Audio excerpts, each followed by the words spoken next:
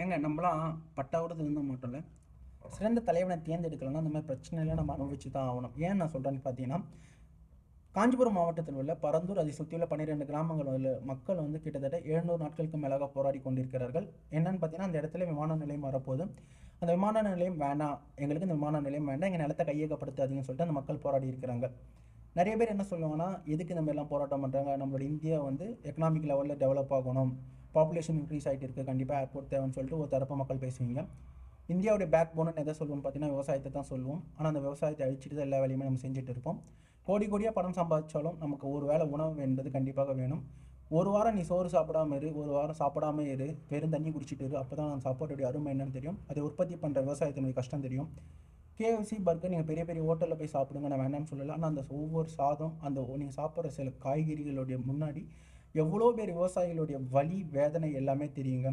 விவசாயம் செய்பவன் கடனாளியாக தான் இருக்கின்றான். அந்த விவசாயத்துக்கு மருந்து விற்பவன், மருந்துன்னு சொல்லக்கூடாது, அது வந்து ஒரு கொல்லி தான், உயிரை கொள்கிற கொல்லி தான் அதெல்லாம். அதை விற்பவன் பணக்காரனாக தான் இருக்கின்றான். Greenfield airport project versus Parandur people. ஏன் நான் பரந்தூர் மட்டும் சொல்கிறேன்னு பார்த்தீங்கன்னா, அங்கே தான் ஏர்போர்ட் அமைய போகுது, ரன்வே அமைய போகுது. அந்த பரந்தூர் கிராமம் மட்டும் கிடையாது, அதை சுற்றி உள்ள 12 கிராமங்கள், ஏகனாபுரம், நெல்வாயின்னு சொல்லிட்டு 12 கிராமங்கள் இந்த ஏர்போர்ட் ப்ராஜெக்ட்னால தமிழக அரசாங்கம் கையகப்படுத்த போகுது. இந்த ப்ராஜெக்ட் நேற்றோ இன்றைக்கோ அந்த ப்ராஜெக்ட் கிடையாதுங்க. கிட்டத்தட்ட பார்த்தீங்கன்னா 2007 மேலே பார்த்தீங்கன்னா, அப்போதைய முதலமைச்சர் கருணாநிதி என்ன சொல்லியிருப்பான்னு பார்த்தீங்கன்னா, தமிழ்நாட்டில் சென்னைக்கு ஒரு ஏர்போர்ட் தேவை, அந்த ஏர்போர்ட் ஸ்ரீபெரும்புதூர் திருவள்ளூரில் அமைய வேண்டும். அதுக்கப்புறம் பார்த்தீங்கன்னா 2012 விஷன் தமிழ்நாடு 2023 டாக்குமெண்ட்டில் அந்த ப்ராஜெக்டோடைய மதிப்பு, ஏர்போர்ட்டுடைய ப்ராஜெக்டோடைய மதிப்பு 20,000 கோடியில் இருக்குன்னு சொல்கிறாங்க. ஸ்டாலின் வந்து முதலமைச்சர் ஆனதுக்கப்புறம் 2021 ஆகுறாரு. 2022 சட்டசபையில் ஆகஸ்ட் மாதம் என்ன சொல்கிறாங்கன்னா, பரந்தூரில் பசுமை விமான நிலையம் அமைக்கப்படும் அப்படின்னு சொன்ன நாள் முதல் அந்த ஊரில் இருக்கிற மக்கள் தூக்கம் மென்மையால் கஷ்டப்பட்டு கொண்டிருக்கிறார்கள். நிம்மதி கிடையாது. என்றைக்கு இந்த நிலம் நம்ம கையை விட்டு போக போகுதுன்னு தெரியல. கவர்மெண்ட் நிறைய ஸ்கீம்ஸ் கொடுக்குறாங்க. நீங்கள் லேண்டை எங்கிட்ட கொடுங்க, 3.5 டைம்ஸ் மோர் தென் மார்க்கெட் ப்ரைஸை விட நாங்கள் வாங்கிக்கிறோம். அப்போதைய மார்க்கெட் ப்ரைஸை விட 3.5 மடங்கு அதிகமாக வாங்கிக்கிறோம். உங்கள் வீட்டில் படித்தவங்க இருந்தால் சொல்லுங்கள், நாங்கள் கவர்மெண்ட் வேலை கொடுக்குறோம், நிறைய லாட் ஆஃப் ஸ்கீம்ஸ் எல்லாமே தரோம் அப்படின்னு சொல்கிறாங்க. ஏங்க அந்த ஊரில் இருக்கிற மக்கள் என்ன சொல்கிறாங்கன்னா, எங்களுடைய வாழ்க்கை வந்து இந்த நிலத்தோடையும் இந்த மண்ணோடையும் நீரோடையும் பின்னி பிடைஞ்சிருக்கு. இந்த இடத்த விட்டு எங்களை வர சொன்னால் நாங்கள் என்ன பண்ணுறது? எங்களுடைய அப்பா அம்மா தாத்தா எல்லாமே இங்கே தான் இருந்தாங்க, இந்த இடத்துல தான் புதைச்சிருக்காங்க. இந்த இடத்த விட்டு எங்களால் எப்படிங்க வர முடியும்? எங்களுக்கு விவசாயம் தவிர வேறு எந்த ஒரு தொழிலுமே தெரியாது. நீங்கள் எவ்வளோ காசு கொடுத்தாலும் நிச்சயம் ஒரு நாள் கரைந்து போகும். எங்கள் நிலத்தை நீங்கள் கையகப்படுத்தாதீங்க அப்படின்னு சொல்லிட்டு அந்த ஊரில் இருக்க மக்கள் சொல்கிறாங்க. தமிழ்நாடு கவர்மெண்ட் என்ன பண்ணுறாங்கன்னா, ஃபஸ்ட்டு பரந்தூரில் அமைக்கணும்னு அவங்க நினைக்கல, 4 ஊரை சஜஸ்ட் பண்ணுறாங்க. பரந்தூர், பன்னூர், படலம், திருப்பூர், இந்த 4 இடத்தை சூஸ் பண்ணி ஏர்போர்ட் அத்தாரிட்டி ஆஃப் இந்தியா கிட்ட கொடுக்குறாங்க. அங்கே இருக்கிற சில பர்சன்ஸ் வந்து ஃபீஸபிலிட்டி ஸ்டடீஸ்ன்னு சொல்லுவாங்க. எந்தெந்த இடத்துல விமான நிலையம் அமைச்சா தாக்கு பிடிக்கும் அப்படின்ற மாதிரி சில விஷயங்கள் பண்ணுறாங்க. சில விஷயங்களில் பண்ணது 2 இடத்த சஜஸ்ட் பண்ணிட்டு போகிறாங்க. பரந்தூர், இன்னொன்று பன்னூர். பரந்தூரும் பன்னூரும் பார்த்தீங்கன்னா கிட்டத்தட்ட ஒரு 10 கிலோமீட்டர் தொலைவில் இருக்கும்.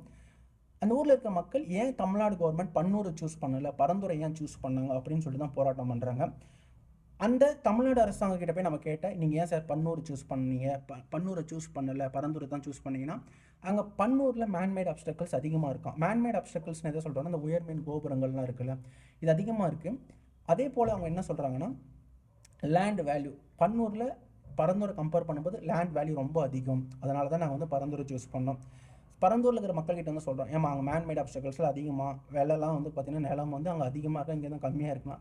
சார் நீங்கள் அதை மட்டும் தான் பார்க்குறீங்க, ஆனால் பன்னூரில் வெறும் 250 குடும்பங்கள் தான் இருக்காங்க, ஆனால் பரந்தூரில் 1005 குடும்பங்களுக்கு மேலே அந்த பரந்தூர் 12 கிராமத்தில் இருக்காங்க. இங்கே கிட்டத்தட்ட 10 ஏரிகள் இருக்குது, 2 ஓடைகள் இருக்குது, 4-5 கால்வாய்கள் இருக்குது. ஆனால் பன்னூரில் அதெல்லாம் கம்மியாக தான் இருக்குது, குறைவாக தான் இருக்குது. நீங்கள் அதை சூஸ் பண்ணலாம்னு சொல்லிட்டு அந்த மக்கள்லாம் இருக்க போராடி கொண்டு தான் இருக்கிறார்கள். இப்போ நமக்கு ஏர்போர்ட் தேவையான்னு சொல்லிட்டு நீங்கள் கேட்டிங்கன்னா, பாப்புலேஷன் அதிகமாகிட்டு இருக்குது, எக்கனாமிக்கல் க்ரோத் லெவலில் நமக்கு கண்டிப்பாக இன்னும் ஏர்போர்ட் தேவைன்னு சொல்லிட்டு நிறைய பேர் பேசிகிட்டு இருப்பீங்க. சென்னையில் ஒரு வருஷத்துக்கு பார்த்தீங்கன்னா கிட்டத்தட்ட 3 கோடி மக்கள் வந்து சென்னையில் இருக்கிற ஏர்போர்ட்டை பயணம் செய்கிறாங்க. இந்த புதிய ஏர்போர்ட் வந்துச்சுன்னா 10 கோடி மக்கள் கிட்ட பயணம் செய்யலாமா. சென்னையில் இருக்கிற ரன்வேவால் வந்து பெரிய பெரிய ஃப்ளைட்டில் ஹேண்டில் பண்ண முடியல. ஸோ பெரிய பெரிய ஃப்ளைட், இன்டர்நேஷனல் ஃப்ளைட் எல்லாமே பெங்களூர், ஹைதராபாத்தில் தான் சூஸ் பண்ணுறாங்களே தவிர தமிழ்நாட்டில் இருக்க சென்னையை சூஸே பண்ண மாட்டேங்கிறாங்களாம். ஏன்னா ரன்வே சரியில்லை. 2 ரன்வே இருக்குது, ஒரு ரன்வே தான் யூஸ் பண்ணுறோம், ஒரு ரன்வே ப்ராப்பராக யூஸே பண்ண மாட்டோம். பெரிய பெரிய டபுள் டெக்கர் ஏரோப்ளைன்ஸ்லாம் வந்து பார்த்திங்கன்னா சென்னையில் லேண்டே ஆக மாட்டேங்குதான். அதனால் சென்னையில் இருக்கிற பீப்புள்ஸ் எல்லாமே அதர் ஸ்டேட்ஸ் போய் அங்கே இருக்கிற ஃப்ளைட் யூஸ் பண்ணுறதுனால அந்த கவர்மெண்ட்டுக்கு ப்ராஃபிட் ஆகுது, நம்மளுக்கு ப்ராஃபிட் கிடைக்கல. அது இல்லாமல் நம்ம சென்னைக்கு வந்து கண்டிப்பாக தேவை அப்படின்னு சொல்லிட்டு தமிழ்நாடு கவர்மெண்ட் சொல்லுது. எங்கள் தமிழ்நாட்டில் கிட்டத்தட்ட எத்தனை ஏர்போர்ட் இருக்குது? சென்னையில் ஒரு இன்டர்நேஷனல் இருக்குது, கோயம்புத்தூர் ஒரு இன்டர்நேஷனல் இருக்குது, மதுரையில் ஒரு இன்டர்நேஷனல் இருக்குது, அது இல்லாமல் சேலத்தில் ஒரு ஏர்போர்ட் இருக்குது டொமஸ்டிக், திருச்சியில் ஒரு டொமஸ்டிக் இருக்குது, தூத்துக்குடியில் ஒன்று இருக்குது. கரெக்டாக இந்த ஏர்போர்ட்டில் நீங்கள் ப்ராப்பராக டெவலப் பண்ணியிருக்கீங்களா? இந்த ஏர்போர்ட்டில் ப்ராப்பராக எக்ஸ்டெண்ட் பண்ணுறீங்களா? ஏன்னா இந்த இப்படிப்பட்ட ஏர்போர்ட்டை நீங்கள் ப்ராப்பராக எக்ஸ்டெண்ட் பண்ணிங்கன்னா மக்கள் வந்து சென்னையை வந்து தலைநகரம் சொல்லிட்டு ஆல்ரெடி எல்லா ஐடி ஹப்பும் எடுத்துகிட்டு போய் சென்னையில் வச்சுட்டு அங்கே எவ்வளோ பாப்புலேஷன் இருக்குது, ஓவர் கன்ஜஸ்டடாக இருக்குது. ஒருத்தன் சவுத் சைடு இருக்கான், அவனுக்கு ஒரு வேலை தேவைன்னா சென்னைக்கு தான் வர்றான். ஸோ எவ்வளோ நம்ம வேலை வாய்ப்பு வந்து அப்போ பிரிக்கலாங்க. சென்னையில் இருக்கிற ஐடி கம்பெனிஸை நீங்கள் வந்து பார்த்தீங்கன்னா கோயம்புத்தூர்லையும் திருச்சிலையும் இந்த பக்கம் மதுரை கீழே ராம்நாடுலாம் போயிடுச்சுன்னா இவ்வளோ கன்ஜஸ்டடாக இருக்காது, சென்னை இவ்வளோ கூட்ட நெரிசலாக இருந்திருக்காது. மறுபடியும் நீங்கள் அதே தப்பு தான் பண்ண போகிறீங்களா அப்படின்னு சொல்லிட்டு அந்த ஊரில் இருக்க மக்கள்லாம் கேள்விகள் கேட்டுக்கொண்டு தான் இருக்கிறார்கள். இதுக்காக தமிழ்நாடு அரசாங்கம் எவ்வளோ இடத்த கையகப்படுத்த போகிறான்னு பார்த்தீங்கன்னா கிட்டத்தட்ட 5000 ஏக்கரா கிட்ட கையகப்படுத்த போகிறாங்க. நீங்கள் நினச்சி பாருங்கள், once the project is implemented இந்த பரந்தூர், அதை சுற்றி எவ்வளோ ரியல் எஸ்டேட் வரும், ஒரு பெரிய பிஸ்னஸ் அங்கே நடக்க போகுது, புரியுதா இல்லையா? ஆனால் அந்த மக்களுடைய அழுகுரல் யார் காதில் போய் கேட்டாலும் திரும்பி பார்க்க மாட்டேங்கிறாங்க. உங்களுடைய பீப்புள் ரெப்ரசன்டேட்டிவ் எம்பிஸ் கூட வந்து கேட்க மாட்டேங்கிறாங்க அவங்களுடைய குறையை சொல்லுங்க. ஏன்னா அது இம்ப்ளிமெண்ட் பண்ண போகிறதே அவங்க தான். இதில் ஒரு வாரத்துக்கு முன்னாடி ஒருத்தர் ட்வீட் பண்ணியிருப்பார், சீக்கிரம் எங்களுக்கு சைட் கிளியரன்ஸ் கொடுங்க. சென்ட்ரல் கவர்மெண்ட் வந்து என்விரான்மெண்டல் கிளியரன்ஸ் எம்ஓசின்னு சொல்லுவாங்க, மோட் ஆஃப் கிளியரன்ஸில். டிஜிசிஏ கிட்ட இந்த மாதிரி என்விரான்மெண்டல் கிளியரன்ஸ் கிட்டேருந்து இன்னும் கிளியரன்ஸ் வந்திருக்காது. அந்த கிளியரன்ஸ் கொடுக்க சொல்லிட்டு ஒருத்தர் வந்து ட்வீட் பண்ணியிருப்பார், அதை பெருமையாக பேசிகிட்டு இருப்பாங்க. இந்த வழியில் உங்களுக்கு எப்போ புரியும்னா, நீங்கள் ஒரு நிலத்தை வச்சுருக்கீங்க, அந்த நிலம் தான் உங்களுக்கு சோறு போடுதுன்னா, சோறு வந்து தமிழ் வார்த்தை தாங்க, சாதம் தான் வேற்றுமொழி சொல், சோறுன்னே சொல்லலாம்.